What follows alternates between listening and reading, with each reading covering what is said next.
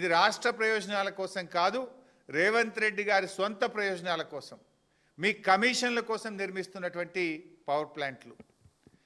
అసెంబ్లీలో ఒకరోజు రేవంత్ రెడ్డి గారు మాట్లాడినారు.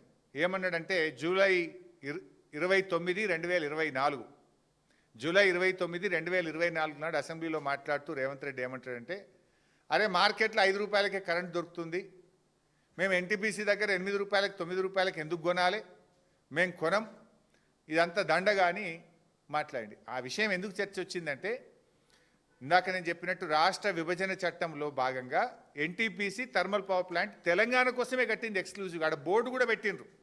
ఆడ బోర్డు కూడా ఎన్టీపీసీ అని పెట్టలే, తెలంగాణ థర్మల్ పవర్ స్టేషన్ అని ఎన్టీపీసీలో బోర్డు పెట్టి తెలంగాణ కోసం ప్రత్యేకంగా 4000 మెగావాట్ల ప్లాంట్ కట్టిండ్రు. అరే మేము రెడీ అయింది, మా పని స్టార్ట్ అయింది, పీపీఏ చేసుకోండి అంటే రేవంత్ రెడ్డి మాకు వద్దు థర్మల్ పవర్ ప్లాంట్ అన్నాడు. మాకు థర్మల్ పవర్ వద్దు, నువ్వు ఎన్టీపీసీలో 7 రూపాయలు 6 రూపాయలు అంటుండ్రు, మాకు 4 రూపాయలకే దొరుకుతుంది బయట అన్నాడు. ఒకసారి ఆ వీడియో చూద్దాం. ఇవాళ మార్కెట్లో 5 రూపాయలు 5 రూపాయల 30 మాకు విద్యుత్ ఒప్పందాలు జరుగుతున్నాయి, విద్యుత్ దొరుకుతుంది అధ్యక్ష.